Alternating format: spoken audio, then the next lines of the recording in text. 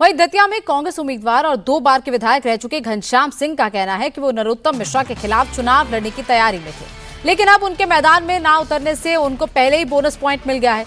नरोत्तम मिश्रा का टिकट कटने पर बीजेपी में बचे बवाल पर घनश्याम सिंह ने कहा कि मनमुटाव सभी पार्टियों में होता है, लेकिन कांग्रेस के लोग ऐसे कभी सड़कों पर नहीं उतरे।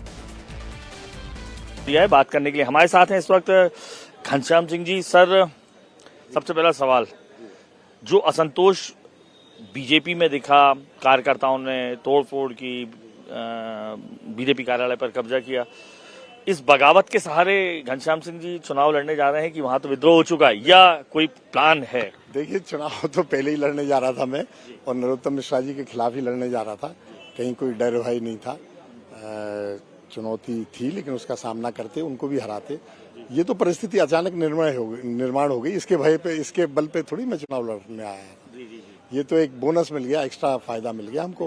भाजपा को कहा जाता था कि पार्टी विथ अ डिफरेंस, तो समझ में आ रहा है कांग्रेस के लोग तो कभी ऐसे सड़कों पे नहीं उतरे।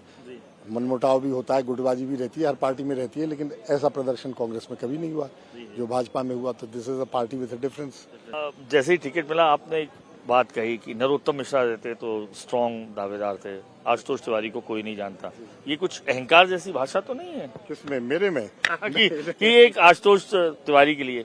देखिए, अब आप कहेंगे, आप इसको अहंकार कह रहे हैं, लेकिन ये बिल्कुल वस्तु स्थिति है। आशुतोष तिवारी जी की जो मानसिकता है, नरोत्तम मिश्रा जी से कम डिक्टेटोरियल नहीं है। नरोत्तम मिश्रा जी से ज्यादा ही सिद्ध होगा।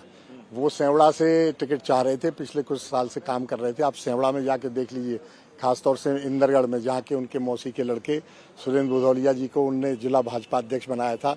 उनके कारनामे देख लीजिए, और उनके पीछे कितनी आशुतोष तिवारी जी की बैकिंग थी, ये देख लीजिए।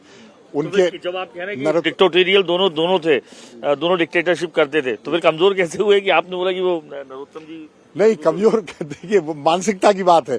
नरोत्तम की जगह वो होते, इतने पावर में होते तो और ज्यादा नुकसानदायक होते, ये मैं कह रहा हूँ।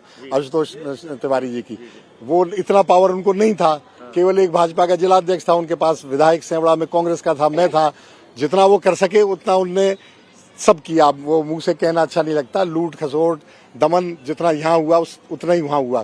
केवल फर्क इतना था कि यहाँ वाले ज्यादा पावर में थे, आशुतोष तिवारी जी इतने पावर में नहीं थे डायरेक्टली, इसलिए वो ज्यादा नहीं कर पाए। उनको यहाँ मौका मिलेगा। मान लीजिए अभी वो जीत गए उपचुनाव में, उनकी सरकार है, वो मंत्री बन गए नरोत्तम जी की जगह, उतने ही पावरफुल। तो मैं बता रहा हूँ, जनता की, दतिया की जनता के लिए दुर्भाग्य की बात होगी। ज्यादा दमन होगा, ज्यादा शोषण होगा, ज्यादा भ्रष्टाचार होगा।